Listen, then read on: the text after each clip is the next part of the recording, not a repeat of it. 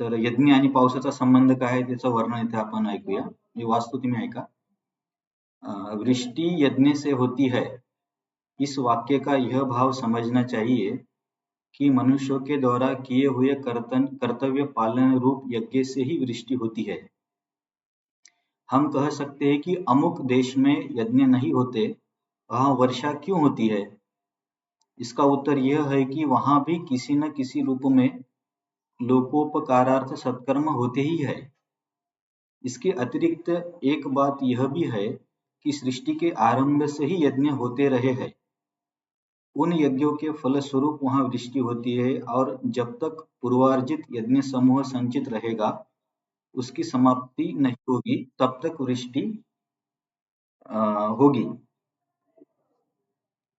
परंतु मनुष्य यदि यज्ञ करना बंद कर देगा तो यह संचय धीरे धीरे समाप्त हो जाएगा और उसके बाद वृष्टि नहीं होगी, जिसके फलस्वरूप सृष्टि के जीवों का शरीर धारण और भरण पोषण कठिन हो जाएगा। इसलिए कर्तव्य पालन रूप यज्ञ मनुष्य को अवश्य करना चाहिए। तर हे या म्हणजे कुठल्या तरी ग्रंथामधून प्रभूजींनी पाठवलं हे. तर या स्पष्टीकरणातून समाधान झालं तुमचं की नाही?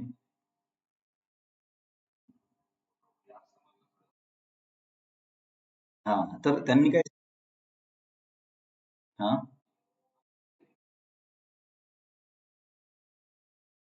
हा हा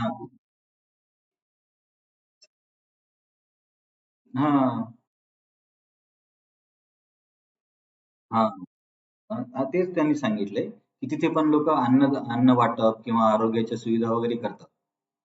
तर हा एक मुद्दा तो आहे. आणि आपण चर्चा केली होती यज्ञ म्हणजे फक्त हवन नाहीये, यज्ञ म्हणजे हे विहित कर्म आहेत किंवा सत्कर्म आहे. सत्कर्माला पण यज्ञ म्हणू शकतो. आणि दुसरी गोष्ट त्यांनी प्रभूजींनी त्या ग्रंथामध्ये अशी आहे की आधीच्या केलेल्या सत्कर्मामुळे पण व्यक्तीला आता सुखसुविधा मिळतात. जसं आपण म्हणतो ना की आधीच्या पुण्याईमुळे आता त्याचा उपयोग होतो. तर हे दोन कारण आहेत. तर ठीक आहे. आणखीन एक माझा असा प्रश्न आहे, आपण काल पण चर्चा केली होती की सृष्टी निर्मिती मागचा उद्देश काय आहे? ज्यांना माहिती त्यांनी फक्त हँड रेज करा. ओके, श्रावण मत. आणखीन हा बाबा सर, तुम्ही सांगा सृष्टी निर्मितीचा उद्देश काय?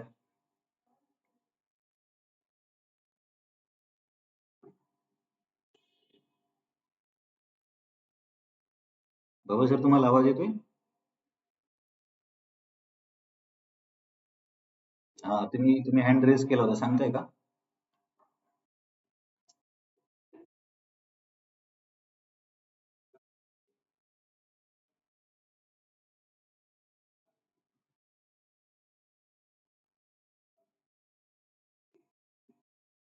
हं.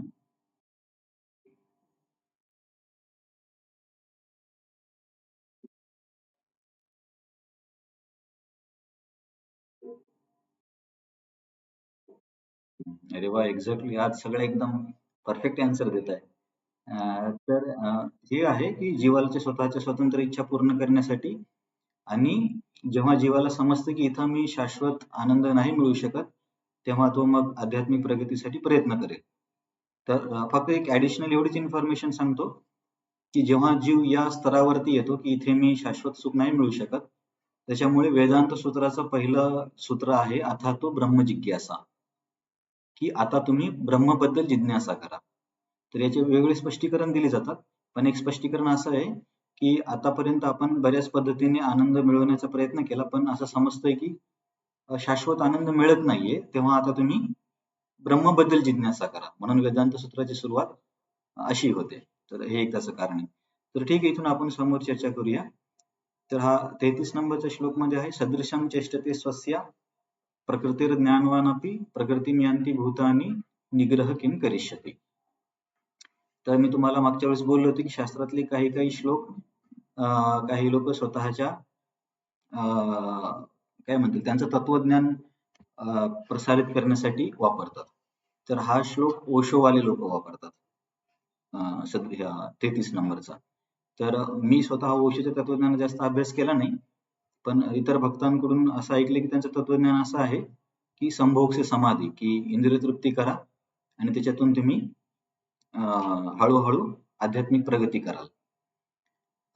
असं त्यांचं तत्वज्ञान आहे आणि या श्लोकाचा ते काय उपयोग करतात, की हा श्लोक काय सांगतोय, सदृशम चेष्टते स्वस्य प्रकृतीर ज्ञानवान अपि. म्हणजे एखाद्या व्यक्तीला ज्ञान जरी असेल, तरी सुद्धा तो व्यक्ती काय करतो, सदृशम चेष्टते स्वस्य म्हणजे चेष्टा जे काय, चेष्टा म्हणजे काम करणं, की स्वतःच्या स्वभावानुसार ज्ञानवान व्यक्ती पण काम करतो. म्हणजे ज्ञानी व्यक्ती पण स्वभावाच्या समोर मजबूर आहे. आणि प्रकृतीम यांती भूतानी निग्रह किम करिष्यती. त्याच्यामुळे निग्रह किंवा संयम करण्याची काय गरज आहे, किंवा गरज आहे म्हणण्यापेक्षा निग्रह किंवा संयम करून काय फायदा आहे, असं ही ज्ञानवान व्यक्ती पण स्वतःच्या स्वभावाने मजबूर आहे. तर जर मी फक्त एक प्रश्न असा विचारतोय, मला तुमच्याकडून अपेक्षा नाही की लगेच सगळं माहिती असावं, पण तुम्हाला पण विचार करायला चालना भेटावी म्हणून विचारतोय. तर या तत्वज्ञानामध्ये चूक काय? ज्यांना सांगायचं त्यांनी फक्त हँड रेस करा. हे तत्वज्ञान काय सांगते, की ज्ञानी व्यक्ती पण आपल्या स्वभावाच्या समोर मजबूर आहे आणि तो पण स्वभावानुसारच काम करतो. तर मग या बंधनांचा काही फायदा नाहीये. तर याच्यामध्ये काय चूक आहे? किंवा या ओशोंच्या तत्वज्ञानामध्ये काय चूक वाटते?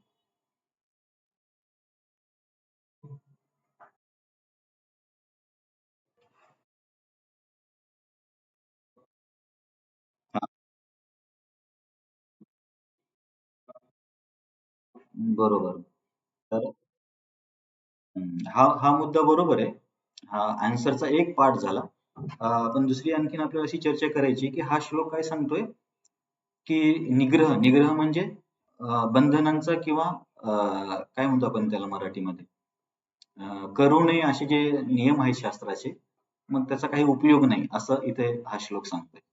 याला कसं समजायचं? मग का बरं शास्त्र सांगतं की हे करा हे नका करू?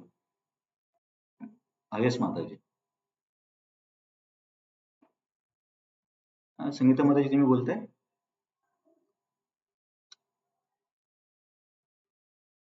संगीता माताजी तुम्हाला आवाज येतोय का?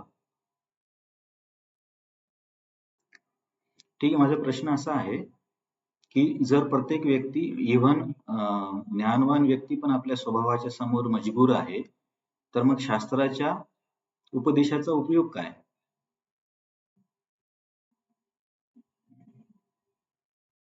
समजला प्रश्न? समजला सर्वांना की नाही? ज्यांना समजलं त्यांनी हो म्हणा, ज्यांना नाही समजलं त्यांनी नाही म्हणा. हा, ठीक आहे. हा श्लोक काय सांगतोय, की ज्ञानी व्यक्ती सुद्धा आपल्या स्वभावाला मजबूर असतो. त्याला शास्त्राचे निर्बंध माहिती असून सुद्धा तो स्वभावाला बळी पडून जे करायचं तेच करतो. तर माझा प्रश्न असा आहे, मग शास्त्राच्या उपदेशांचा उपयोग काय? जर सगळे स्वभावाला मजबूर असतील तर?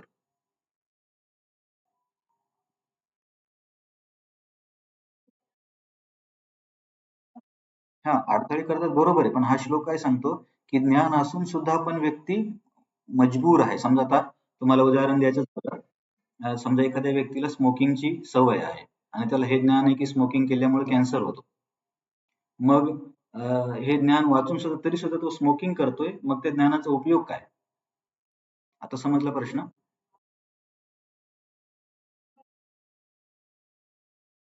हां,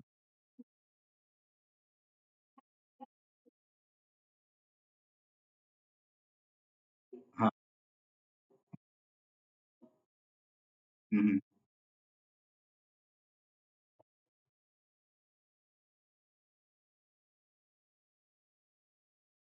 हं. हं, बरोबर.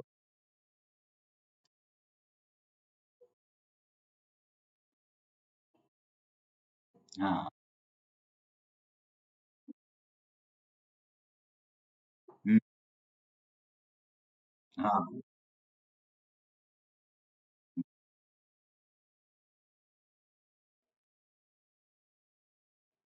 हं,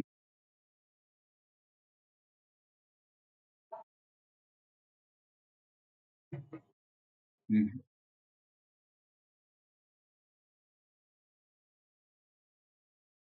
हो. हम्म, हम्म, हम्म, हम्म,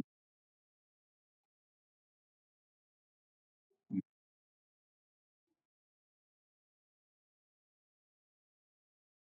हा, बरोबर आहे. हा, तर तुम्ही परफेक्ट. नाही, काही हरकत नाही.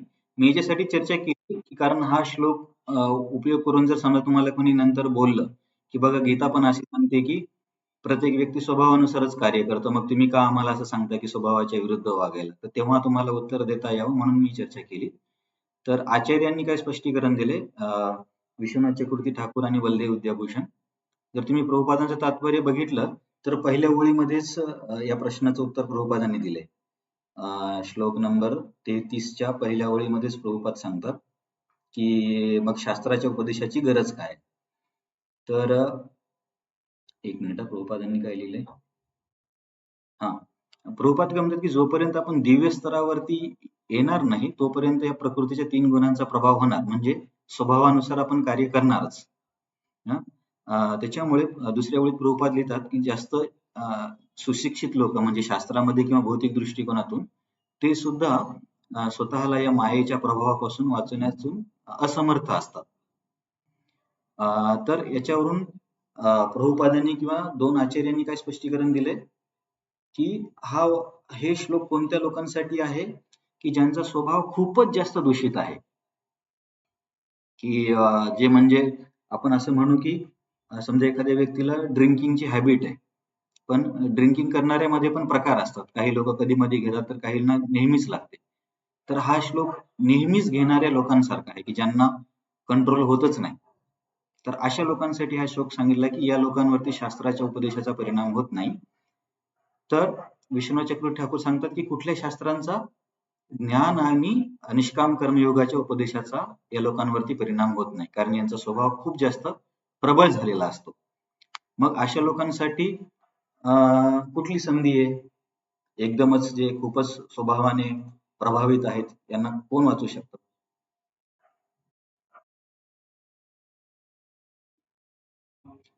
हां, आता आध्यात्मिक म्हटलं तर निष्काम कर्मयोग, ज्ञानयोग पण आध्यात्मिकच मार्ग आहे.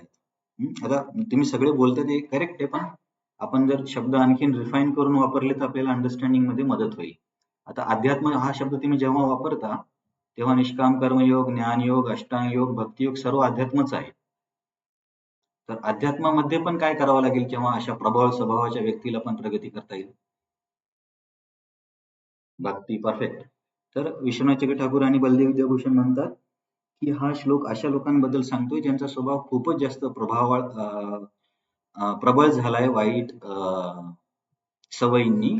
तर या लोकांना निष्काम कर्मयोग आणि ज्ञानयोगाचा उपदेश मदत नाही करू शकणार. तर इथे एक आपण समजू शकतो, की निष्काम कर्मयोग आणि ज्ञानयोगाचे पण काही लिमिटेशन आहेत. जसं आपण म्हटलं ना, हृदय शुद्ध करण्यासाठी निष्काम कर्मयोग किंवा भक्तीने होतो. पण निष्काम कर्मयोग पण खूपच जास्त वाईट स्वभावाच्या व्यक्तीला नाही शुद्ध करू शकत.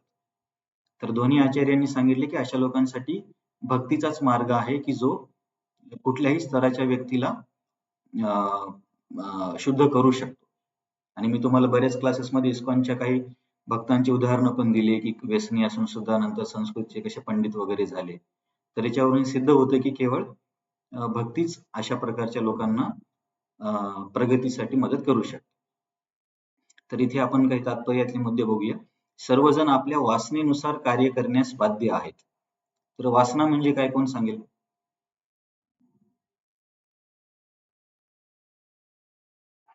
कोणाला आठवतं? आपण आधी चर्चा केली असेल तर? शक्ती. आसक्ती. ठीक आहे. आणखीन कोणी ट्राय करेल? आणखीन कोणी ट्राय करेल? वासना म्हणजे? हा, संगीता माताजी तुम्ही बोलताय? ठीक आहे. तर हे लक्षात ठेवा. वासना म्हणजे आधी केलेल्या इंद्रिय तृप्तींच्या आठवणी. याला वासना, स्वभाव, संस्कार हे शब्द वापरले जातात. हे सगळे समानार्थी शब्द आहेत. मी तुम्हाला याच्याबद्दल एकदा उदाहरण दिलं होतं, की लहान मुलं एकदम निरागस असतात. पण जेव्हा कॉलेजमध्ये जातात, तेव्हा त्यांना एकमेकांप्रती आकर्षण निर्माण होतं. तर हे आकर्षण कुठून येतं? आता या चर्चेवरून कोण सांगेल?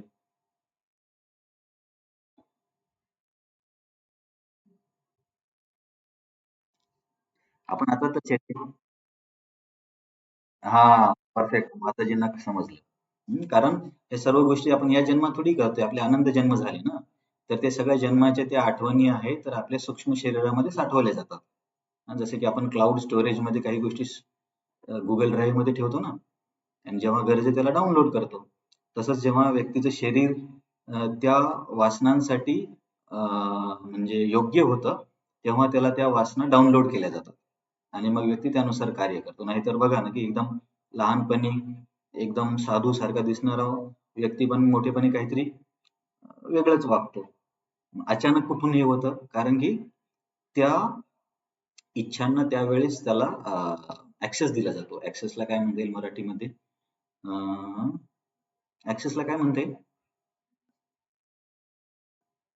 बाबा सर, ऍक्सेसला काय म्हणता येईल मराठीत?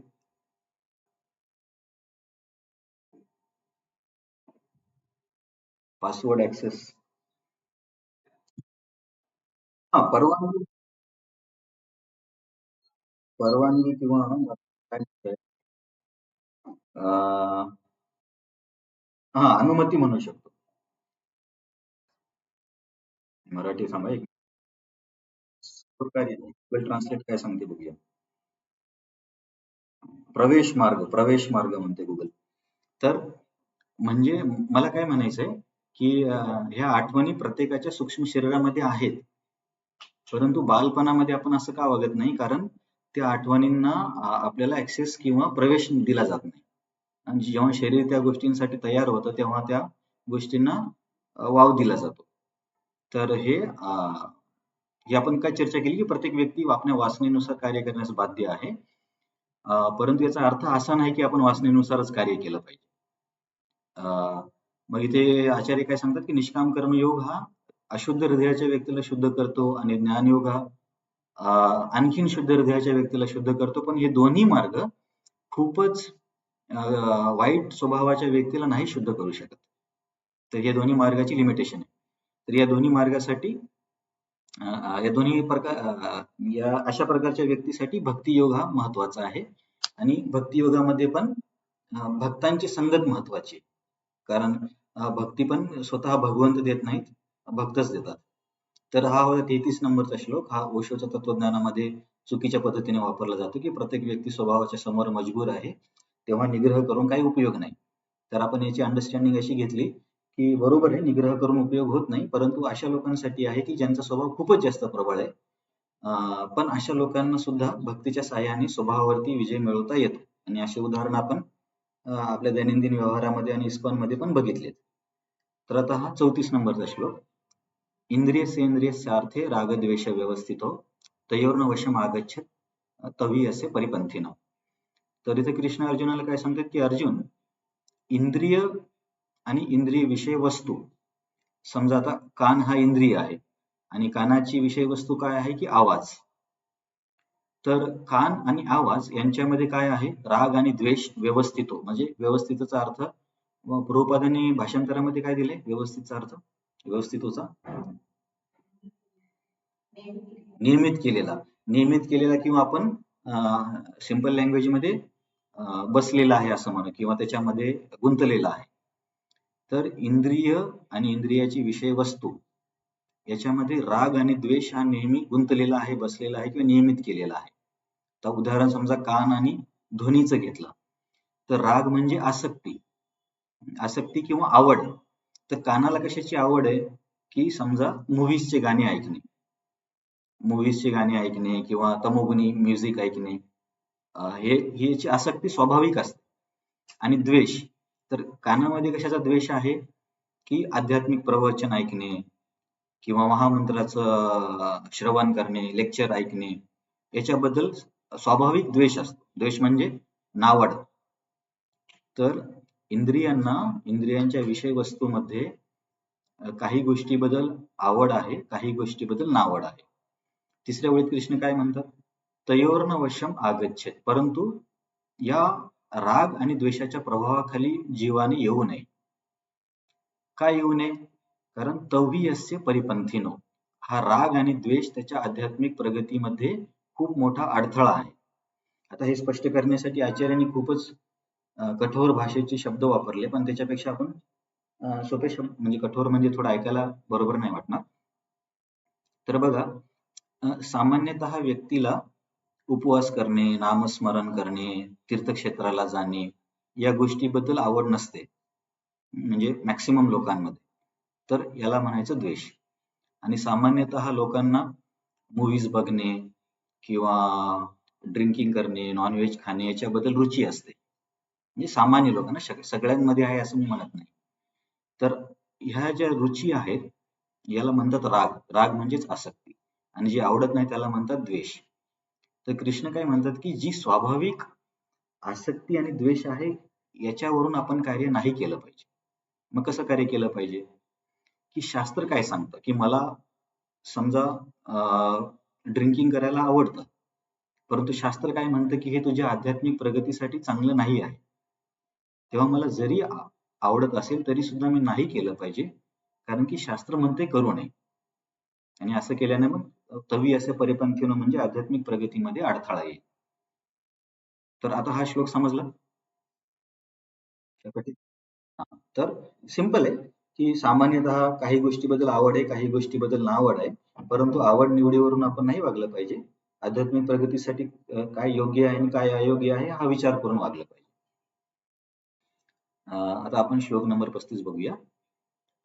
श्रेयान स्वधर्मो विगुण परधर्मा सुनिष्ठित स्वधर्मे निधनम श्रेय परधर्मो भयावह.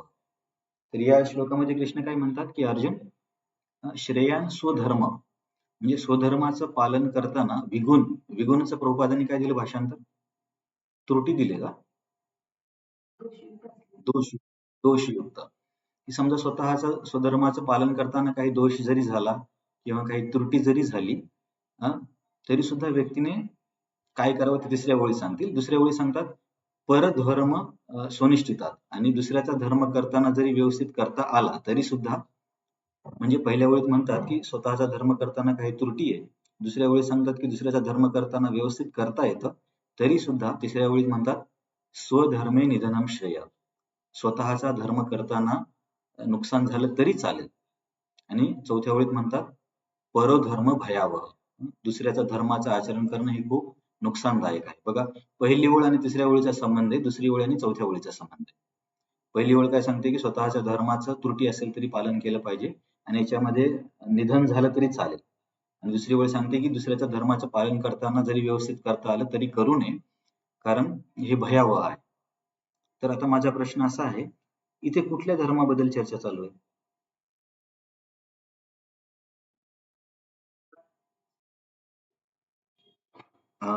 का हिंदू धर्म, मुस्लिम धर्म, ख्रिश्चन धर्म? बाबा सर, तुमचं काय म्हणणं आहे?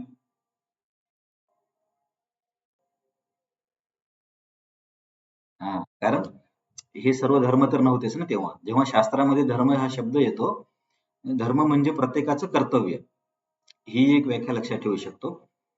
आणि जास्त विषयांतर नको व्हायला, परंतु हे जे सगळे धर्म आहेत वर्ण आणि आश्रमाचे, तर हे धर्म कशाच्या स्तरावरती आहेत? कोण सांगेल?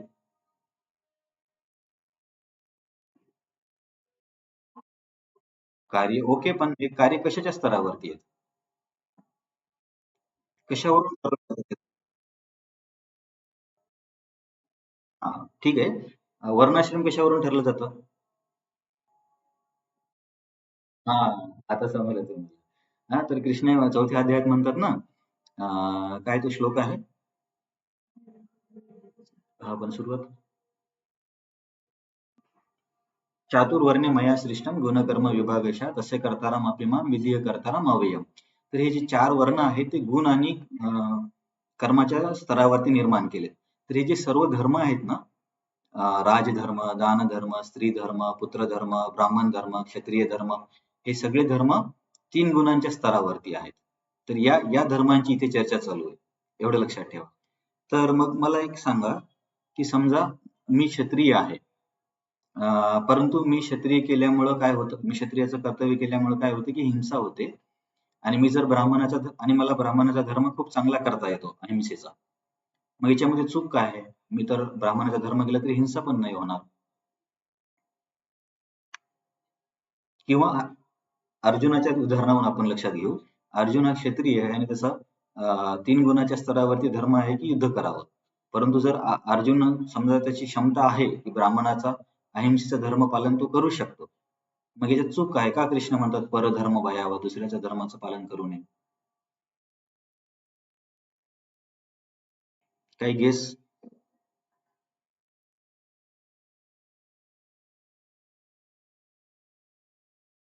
हां, बदलू शकत नाही करेक्ट आहे. बरं ओके ठीक आहे. आणखीन थोडं याला मी कॉम्प्लिकेट करतो. अ, परशुराम हे कुठल्या वर्णामध्ये जन्मले होते? मग त्यांनी कार्य कोणतं केलं? क्षत्रियाचं कार्य. मग ते क्षत्रियाचं काम आहे ना, ते ब्राह्मणाचं थोडी काम आहे.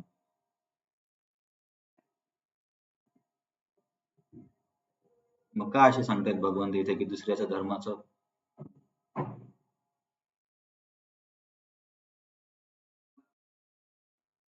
हो ना, मग आता अर्जुन पण असा म्हटला असता, की ठीक आहे मी ब्राह्मण धर्माचं व्यवस्थित पालन. हां?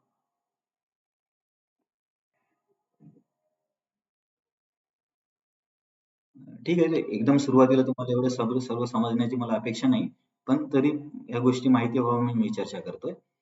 अ, तर प्रश्न हा आहे, आपण आधी पण चर्चा केली होती की पापकर्माला व्यक्ती कधी जबाबदार होतो. एक म्हणजे स्वतःच्या विहित कर्म न करणे, हे पण पापकर्म आहे. आणि दुसऱ्याचं कर्म करणं याला पण पापकर्म म्हटलं जातं. हे तुम्हाला आठवतं आपण चर्चा केलेली?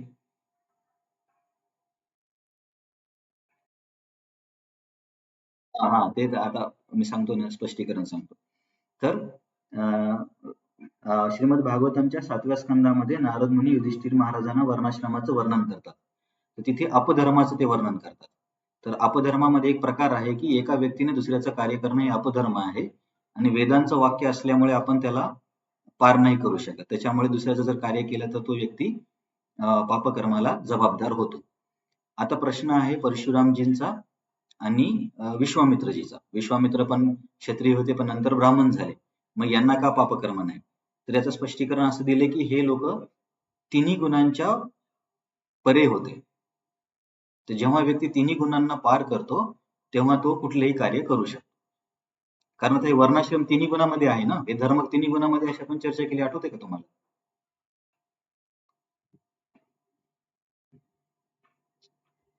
आठवते की नाही आठवत?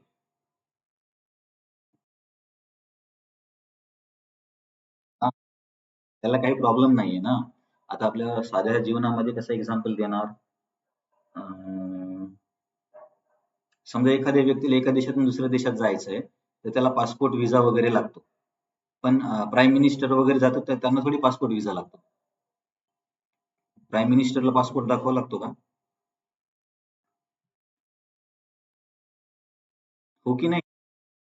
हा, हा. तर आता आता तुम्हाला कदाचित समजलं असेल की हे जे वर्णाश्रमाचा धर्म आहे, राजधर्म, पुत्रधर्म, स्त्रीधर्म, जे काही जे धर्म आहेत, ते सगळे तिन्ही गुणांच्या स्तरावर आहेत. परंतु हे परशुराम आणि विश्वामित्र यांनी आपल्या तपस्येच्या साहाय्याने तिन्ही गुणांना जिंकलं.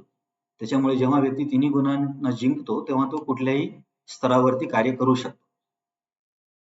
त्याच्या आणि तरी सुद्धा काही आचार्यांनी टिप्पणी दिली, तरी सुद्धा त्यांच्यावरती टीका झाली आहे. म्हणजे सामान्यतः व्यक्तीने दुसऱ्याचं कार्य करू नये. आता आणखीन ही चर्चा थोडीशी वाढवण्यासाठी एक मी प्रश्न विचारतो. आपण शरीर आहोत की आत्मा आहोत?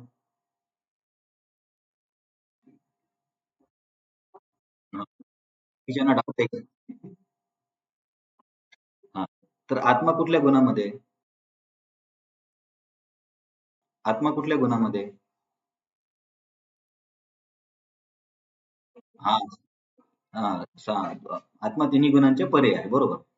मग आत्मा तिन्ही गुणांचे जर परे आहे, मग आपल्याला हे राजधर्म, क्षत्रिय धर्म ब्राह्मण धर्म हे तर तिन्ही गुणामधले आहेत. मग हे का करतो आपण?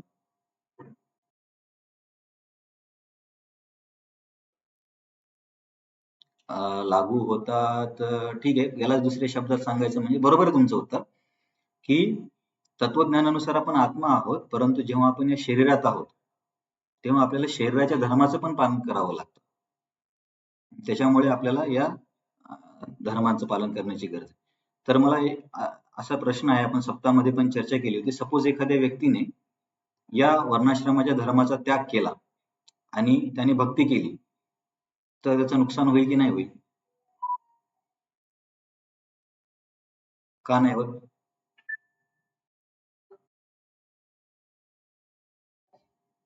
किंवा त्याला दुसऱ्या शब्दात कसं सांगता येईल?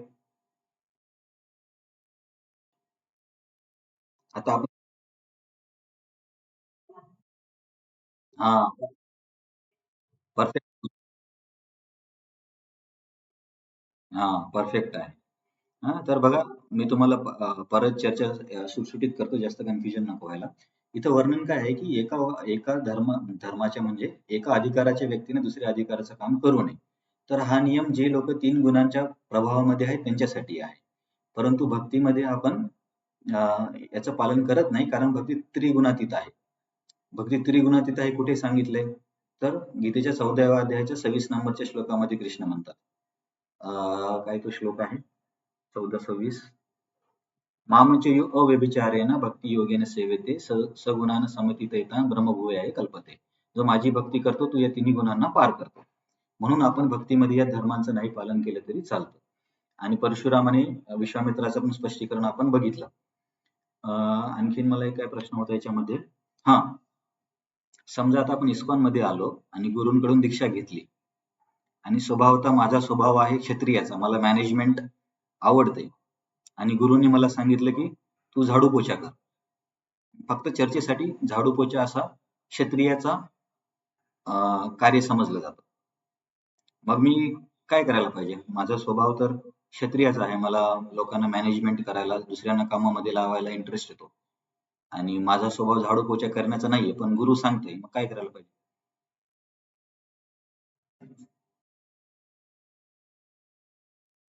तुम्ही हँड रेस केला तर हे होईल ना, तर सगळं कन्फ्युजन होऊन जाईल.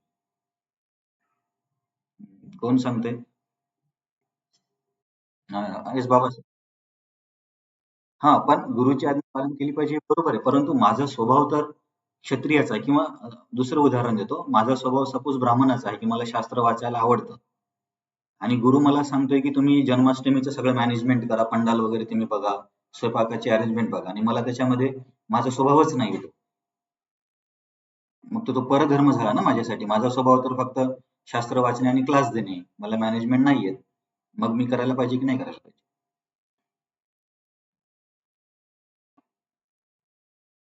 याच्यामध्ये तुम्हाला शास्त्रानुसार उत्तर यावं अशी माझी अपेक्षा नाहीये. लगेच तुम्हाला सर्व मी बरेच वर्ष ऐकल्यावर मला माहिती आहे. पण तुम्हाला जे विचारतो तो सांगा. येस बाबा सर.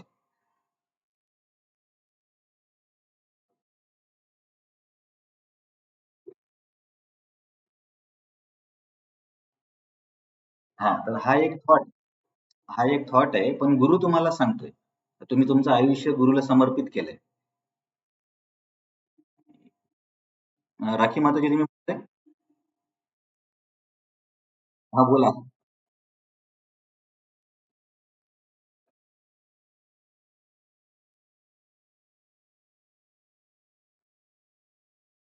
नाही. हे बघा. अ, हं. हां. ठीक आहे. हां, ते वैयक्तिक मत एक्सप्रेस करा. आता मी एवढे वर्ष वाचल्यामुळे मला काही गोष्टी माहिती आहेत. मला ते म्हणतात ना, वासरात लंगडी काही शहाणी व्हायचं नाहीये म्हणून मी तुम्हाला हे करतोय. आता सपोज माझं नेचर आहे बघा.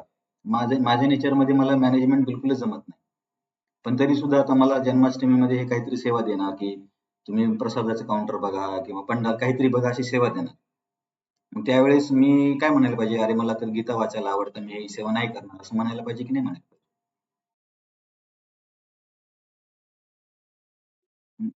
परंतु मी माझ्या स्वभावाच्या विरुद्ध काम केल्यावर माझं मनच नाही लागणार ना त्यात. बाबासाहेब तसेच बोलले. आता आपण शास्त्र असं पण सांगतं ना, स्वभावाच्या विरुद्ध जास्त काम नाही करता येत.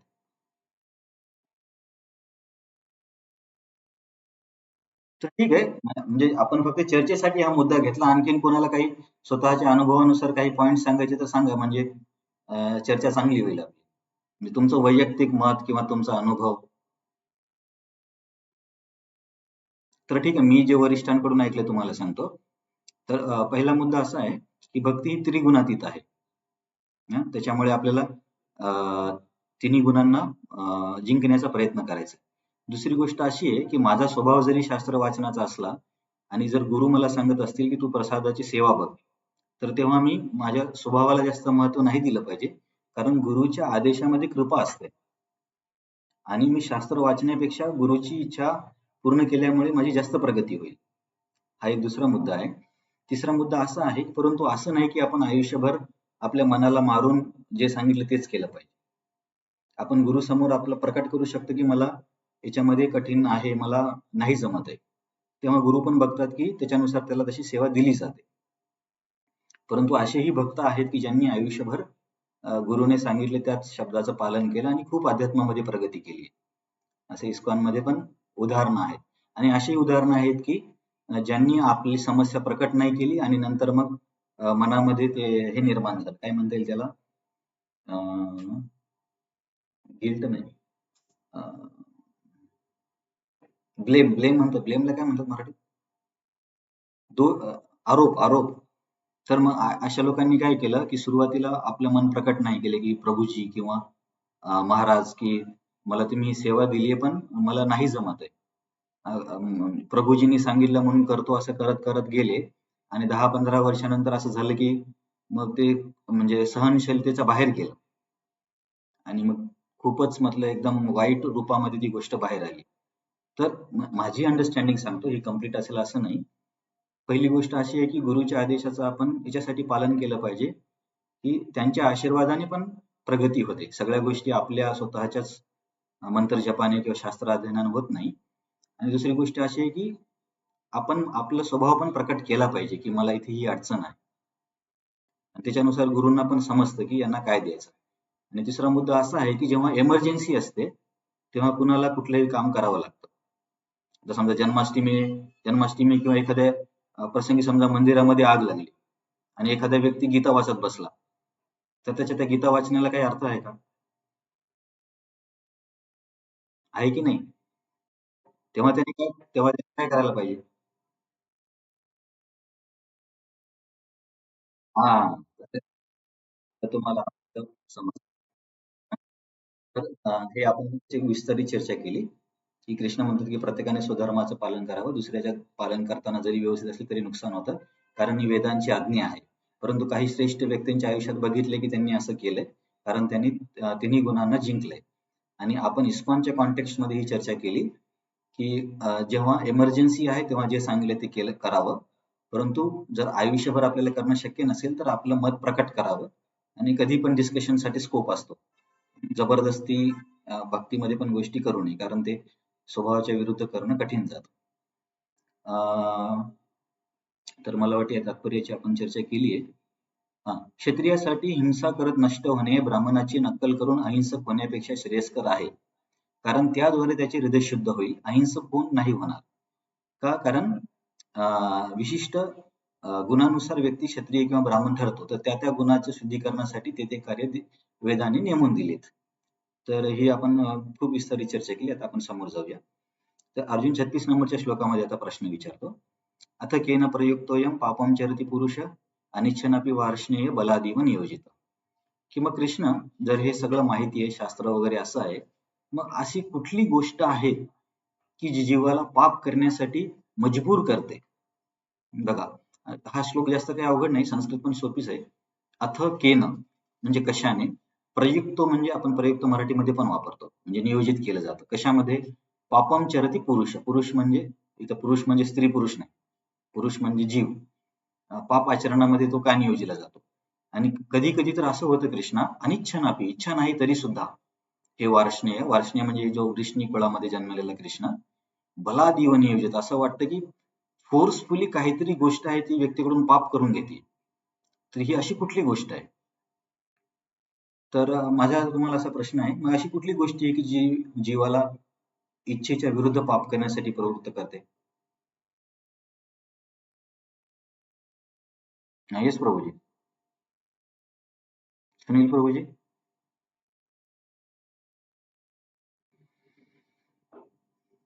ठीक आहे, तुम्ही ऍक्सिडेंटली हँड रेस केला. आणखीन कोणाला काही गेस सांगा, गेस.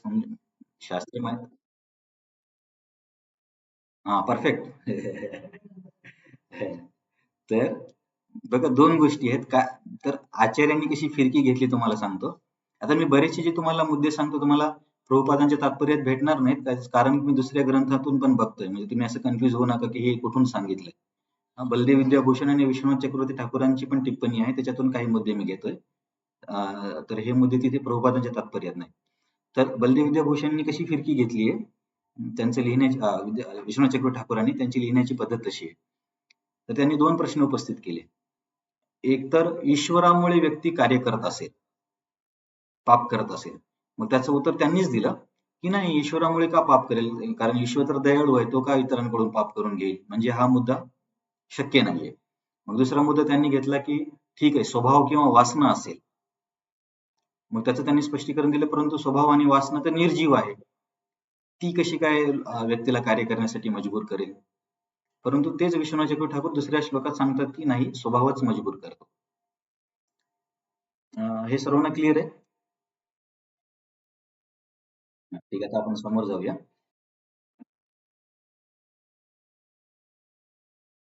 अरे वा, तुम्ही एकदम खूप अभ्यास करताय वाटतं. तर ठीक आहे. हे तात्पर्यातले काही मुद्दे आहेत.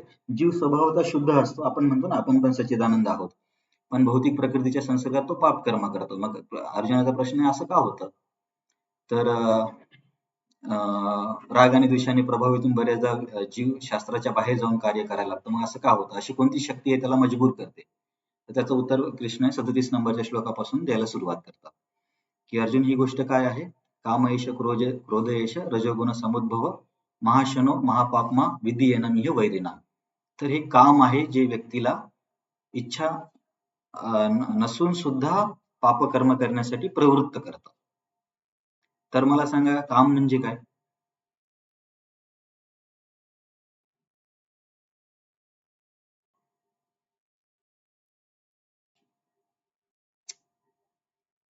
प्रश्न समज. हा, परफेक्ट. तर बघा, आपल्याकडे सामान्यतः लोक म्हणतात ना, मद मत्सर काम लोभ मोह हे 6 शत्रू आहेत. तर त्याच्यामध्ये कामाचं नेहमी असं स्पष्टीकरण दिलं जातं की स्त्री पुरुष आकर्षण. ते पण करेक्ट आहे, परंतु कामाची व्यापक व्याख्या अशी आहे की भौतिक इच्छा. तर कृष्ण काय म्हणतात की हा कामच, म्हणजे भौतिक इच्छाच जीवाला इच्छा नसताना सुद्धा पाप करण्यासाठी प्रवृत्त करते. मग कुणी म्हणेल की अरे, क्रोध पण तर कारण आहे. कधी क्रोधामध्ये पण आपण नको ते बोलून जातो किंवा नको ते करून जातो. कधी कुणाला हिंसा पण क्रोधामध्ये होते. मग आचार्यांनी स्पष्टीकरण दिले, बरोबर आहे. क्रोध पण आपल्याला पापकर्म करण्यासाठी प्रवृत्त करतो. परंतु क्रोध हा कामाचा छोटा भाऊ आहे. म्हणून क्रोधाला कामानुज म्हटलं जातं. जसं लक्ष्मणजींना रामानुज म्हटलं जातं ना, तसं क्रोधाला कामानुज म्हटलं जातं. तर मला सांगा, व्यक्तीला क्रोध कधी येतो?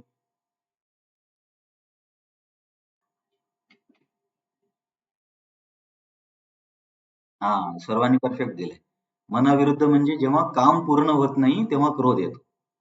काम म्हणजे जेव्हा आपली इच्छा पूर्ण होत नाही. समजा की आपली अपेक्षा आहे की समोरच्या व्यक्तीने आपल्याला सन्मान द्यावा, पण त्याने 2 शब्द चुकीचे बोलले. तर तेव्हा काय की आपला काम पूर्ण न झाल्यामुळे त्या कामाचं रूपांतर क्रोधामध्ये होतं. हे तुम्हाला कळालं असेल. आणि कृष्ण दुसऱ्या ओळीत काय म्हणतात की रजोगुण समुद्भव. हा काम जो आहे तो रजोगुणातून येतो. आणि जेव्हा कामाची अधोगती होते तेव्हा तमोगुणामध्ये क्रोध येतो. तर रजोगुणामुळे काम आहे भौतिक इच्छा, तमोगुणामुळे क्रोध आहे. तर आता इथून मला सांगा, मी या दोघांपासून वाचण्यासाठी व्यक्तीने काय केलं पाहिजे? या 2 ओळीवरून.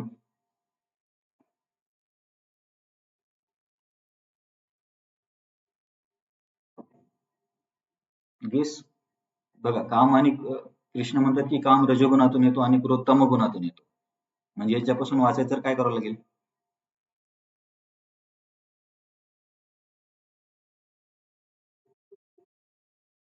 नाही, फिलॉसॉफिकल आन्सर द्या, फिलॉसॉफिकल आन्सर द्या, असं डिस्क्रिप्टिव्ह नको. येस प्रभूजी, सुनील प्रभू बोला. सुनील प्रभू तुम्ही हँड रेस करताय पण बोलत नाहीये. बाबा सर तुम्ही काय सांगत होते?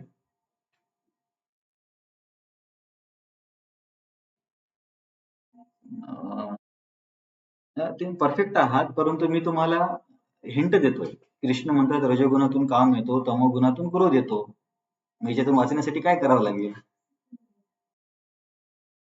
हा, तेच ना, तुम्ही खूप जास्तच डीप जाताय.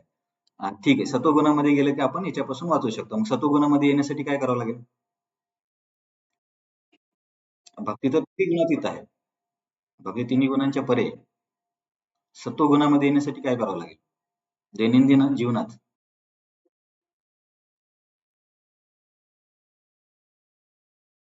भौतिक इच्छांवर नियंत्रण करणं एवढं सोपं असतं तर सगळेच प्रगत झाले असते ना. माझा आपला बघा, आपण या निष्कर्षापर्यंत आलोय की रजोगुण आणि तमोगुणामुळे काम आणि क्रोध येतात आणि चुकीच्या गोष्टी होतात. याच्यासाठी आपल्याला सत्वगुणात यावं लागेल. तर आता चर्चा ही आहे की सत्वगुणामध्ये येण्यासाठी काय करावं लागेल?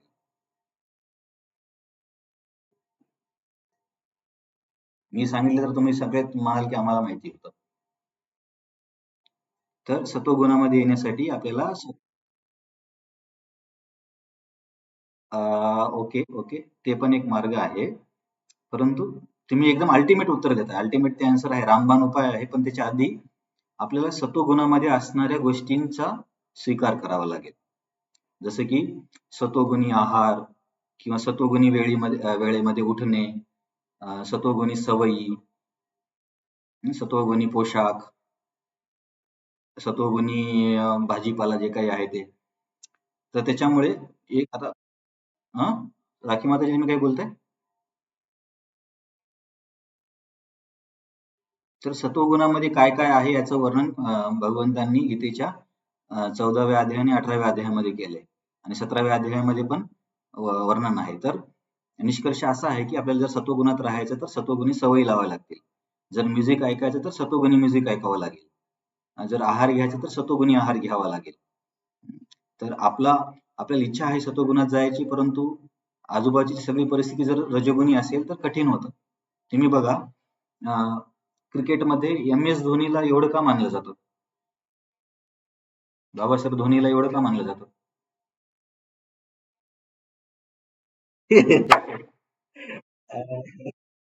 Cool mind, perfect. तर का त्याला एवढा सन्मान दिला जातो? कारण क्रिकेट हा खेळ रजोगुणामध्ये आहे. तुम्ही चेस खेळताना कधी चेस प्लेयरला एकमेकांना मारताना बघितलं का? नाही मारत, कारण तो सत्वगुणाचा खेळ आहे. परंतु फुटबॉल किंवा क्रिकेट खेळताना ते खेळाडू एकमेकांना बघा कसे ओरडतात किंवा स्लेजिंग करतात. कारण हा खेळ रजोगुणातला आहे. पण धोनीला का एवढं मानलं जातं? कारण त्याच्यात स्वतःच्या इमोशन्स वरती खूप कंट्रोल आहे. तर माझा सांगण्याचा उद्देश हा आहे की सत्वगुणी गोष्टींना आयुष्यामध्ये घ्यावं लागेल. त्यामुळे आपण मग हळूहळू सत्वगुणामध्ये येऊ आणि या प्रभावापासून वाचू. आणि ऑफकोर्स नामस्मरण, प्रसाद वगैरे ह्या गोष्टी तर आपल्याला तिन्ही गुणांपासून वर घेऊन जातील. पण तरी सुद्धा आपल्याला बघावं लागेल की आपण जे पिक्चर्स वगैरे बघतो हे कुठल्या गुणाचे आहेत, गाणे ऐकतो कुठल्या गुणाचे आहेत, आहार कुठल्या गुणाचा आहे. आता मला सांगा, आपण कांदा लसूण खायला पाहिजे की नाही खायला पाहिजे?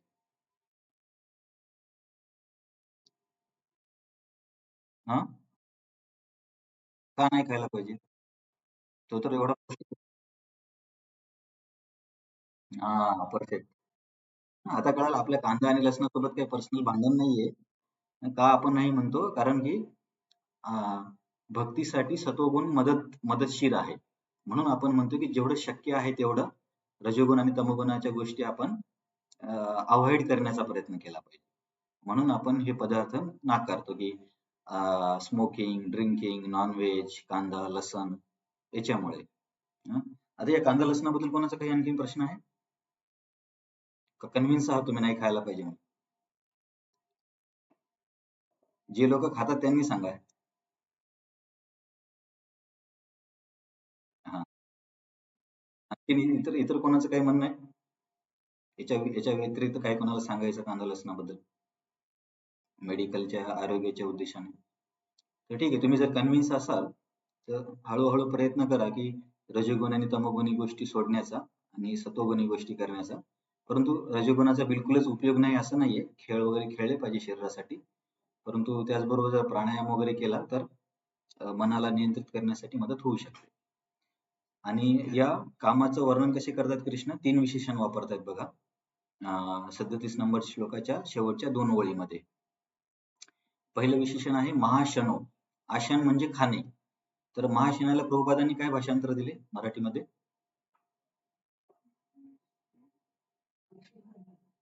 भक्षण करणारा, सर्व भक्षण करणारा. तुमच्या सर्वांकडे गीता आहे ना की नाही? हा, तर पहिलं विशेषण आहे या कामाचं महाशन म्हणजे सर्व भक्षण करणारा.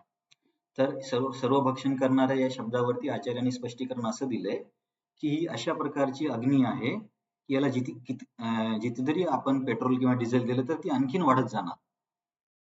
याचा अर्थ असा आहे की तुम्ही याला प्रोत्साहन देऊ नका, कामाला प्रोत्साहन देऊ नका. म्हणजे कामतृप्ती करण्याचा किती जरी प्रयत्न केला तर कधीच आपण थकणार नाही आणि त्या इच्छा वाढतच जाणार. तर महाशन या वाक्य शब्दावरून आचार्यांनी स्पष्टीकरण दिलं की याच्यासाठी आपल्याला म्हणजे काही लोक म्हणतात ना संभोग से समाधी, की इंद्रियतृप्ती करा, हळूहळू तुम्ही त्याच्यातून मुक्त व्हाल. पण असं नाही होत. जितकी जास्त इंद्रियतृप्ती करू तितक्या जास्त त्या आठवणी अंतःकरणामध्ये साठवल्या जातील आणि ही अग्नी तितकी वाढत जाणार. त्याच्यामुळे सेफ मार्ग असा आहे की जितकं शक्य आहे तितकं याच्यापासून स्वतःला वाचवावं. नंतर महापापमा. महापापमाचं काय दिलं मराठीमध्ये? महापापी.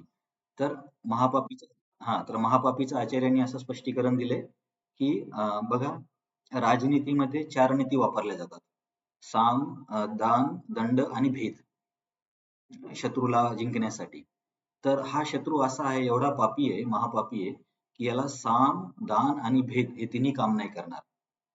मग याला काय कशाचा उपयोग केला पाहिजे? कशाचा उपयोग केला पाहिजे? दंड. बघा, काही काही शत्रू, समजा एखादा समोरचा शत्रू समजदार आहे तर त्याच्यासोबत आपण तह करू शकतो. जसे शिवाजी महाराजांनी काही काही तह केले की हे किल्ले तुम्ही घ्या, हा भाग आम्ही घेऊ. जर शत्रू समजदार असेल त्यावेळेस त्या लेवलवरती गोष्टी मॅनेज होत असतील तर करू शकतो. हा, समोपचाराने. हा शब्द चांगला आहे. परंतु जर समोरचा शत्रू समोपचाराने समजत नाहीये, त्याला धन देऊन समजत नाही, प्रशंसा करून समजत नाही, मग शेवटी एकच मार्ग उरतो, तो म्हणजे दंडाचा. तर काम असा शत्रू आहे की त्याला या तिन्ही पद्धतीने जिंकणं शक्यच नाही. म्हणजे की तुम्ही त्याच्या इच्छा पूर्ण करण्याचा प्रयत्न केला तर तो कधीच शांत नाही होणार, किंवा त्याला भेदाच्या सहाय्याने भीती दाखवण्याचा प्रयत्न केला तरी तो घाबरणार नाही, कारण तो महापापमा आहे. तर याला दंड दिला पाहिजे. दंड म्हणजे जितकं शक्य आहे तितकं स्वतःला याच्यातून वाचवण्याचा प्रयत्न केला पाहिजे. आणि तिसरं विशेषण कृष्ण वापरतात, विद्धी येणमिह वैरिणाम, की हा कधीच मित्र नाही होऊ शकत. म्हणजे जे लोक परत ओशोचं तत्वज्ञान सांगतो संभोगची समाधी, तर इथे पण याला आपण कृष्ण खोडून काढतात की कधीच कामासोबत आपण मैत्री नाही करू शकत. जसं की काही जरी केलं तरी आपण नागासोबत मैत्री करू शकतो का?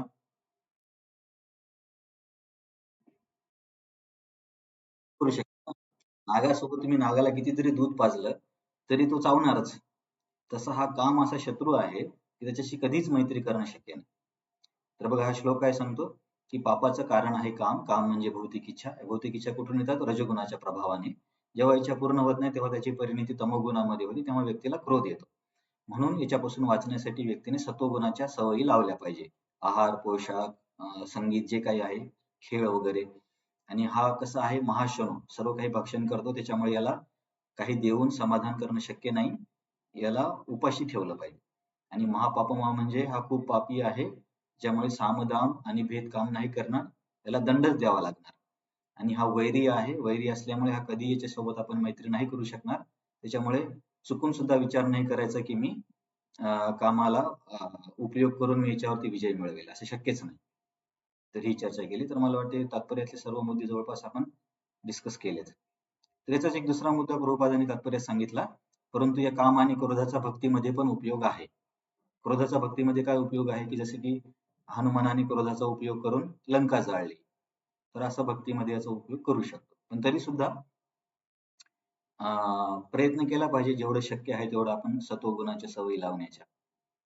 भक्तीमध्ये पण जरी भक्ती त्रिगुणातीत असली तरी सध्या आपण त्या स्तरावर नाही आहोत. त्याच्यामुळे आपसामध्ये बोलताना किंवा सेवा करताना पण जितकं शक्य आहे तितकं कंट्रोल करण्याचा प्रयत्न करावा. ॲटलीस्ट शिव्या देणे आणि मारामारीपर्यंत तरी जाऊ नये. तर हे मी तुम्हाला परत परत का सांगतोय? कारण आपल्याला यात्रेला जायचंय. तर इथपर्यंतच्या चर्चेमध्ये कोणाला काही प्रश्न?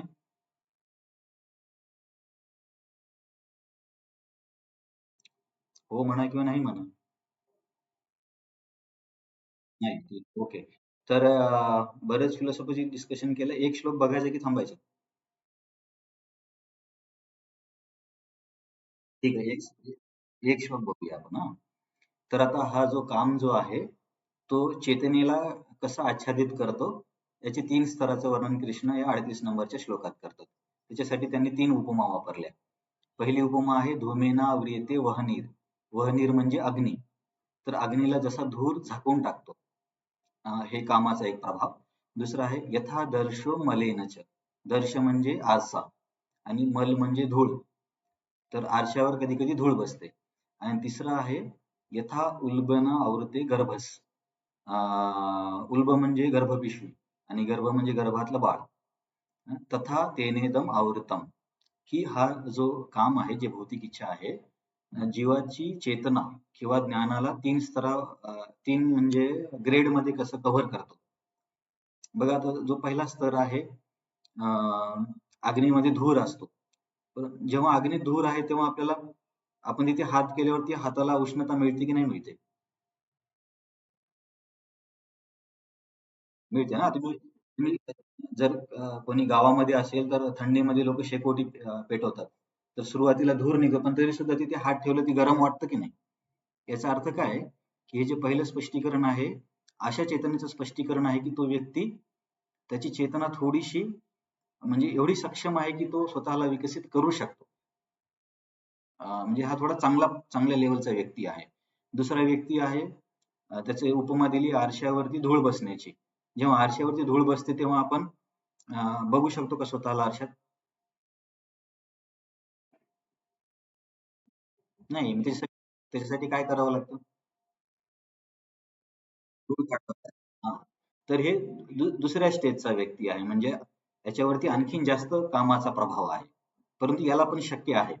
आणि यालाच प्रभुपाद तात्पर्यामध्ये चेतोदर्पण मार्जनम तो श्लोक वापरतात, की महामंत्राचा जप करून आपण मनाला शुद्ध करू शकतो. नंतर तो तिसरा स्तर आहे गर्भाचा. तर बाहेरून गर्भामध्ये बघून आपल्याला समजतं का आतमध्ये कोण आहे? मुलगा आहे किंवा मुलगी आपण बघू शकतो का? नाही. आणि ते गर्भामध्ये जे मूल आहे, तो आपल्या हातापायाला असं स्ट्रेच करू शकतो का पूर्णपणे? नाही करू शकत ना, कारण त्याला तो, तुम्ही कधी मूव्हीजमध्ये किंवा एखाद्या काय फिगर नाही, पिक्चरमध्ये पण डायग्राममध्ये बघितलं असेल ना, की गर्भामध्ये बाळ कसं असं दोन्ही हात आणि दोन्ही पाय त्याचे असे फोल्ड केलेले असतात. तर हे उदाहरण दाखवतं, की ज्या व्यक्तीची चेतना भौतिक इच्छेने खूपच जास्त प्रभावित आहे. त्यांचं वर्णन हा या तिसऱ्या उदाहरणासोबत त्यांची तुलना केली आहे. तर कामाच्या आवरणाचे 3 स्तर आहेत. अग्निधूर, तिथे चेतना विकसित करणं थोडंसं सोपं आहे. दुसरं आरसा आणि धूळ, तिथे आणखीन जास्त परिश्रम लागतील. तिसरं गर्भ आणि गर्भातलं बाळ, तिथं खूपच कठीण आहे. तर आपण पण बघतो ना, सत्संगामध्ये पण प्रत्येकाला सगळ्या गोष्टी सारख्या समजतात असे नाही. तर जे लोक अग्नी आणि धुरासारखे आहेत त्यांना गोष्टी पटापटा समजतात. पण जे गर्भ आणि गर्भातल्या बाळासारखे आहेत ते सर्व सांगून पण त्यांना काही समजत नाही. तर हे त्यांच्यावरती या कामाचा किती स्तर आहे हे समजतं. तर आपण काय करूया, सोमवारी हा अध्याय संपवूया. असे 4 श्लोक बाकी आहेत. आज 1 श्लोक आणि तसं करण्यापेक्षा. तर इथे आपण थांबू. कोणाचा काही प्रश्न आहे? ओके. तर मंडेला कोण व्हॉलंटिअर करेल हे रिव्हिजन सांगण्यासाठी? कोण सांगेल? बाबा सर तुम्ही सांगाल?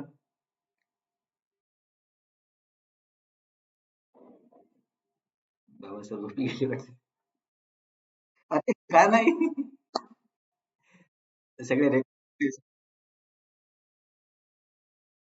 हां, पण तिची एक्झाम थोडी आहे. तुम्हाला किती वेळेस सांगितले, की मला खूप वर्षांनी समजलं. तुम्ही प्रयत्न करा. एक्झाम नाहीये, कोणी बघणार नाहीये. ऑनलाईन एकमेकांचे चेहरे पण दिसत नाही.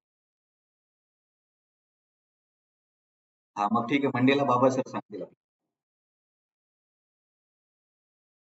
तर आता आपण इथे इथे आपण थांबूया.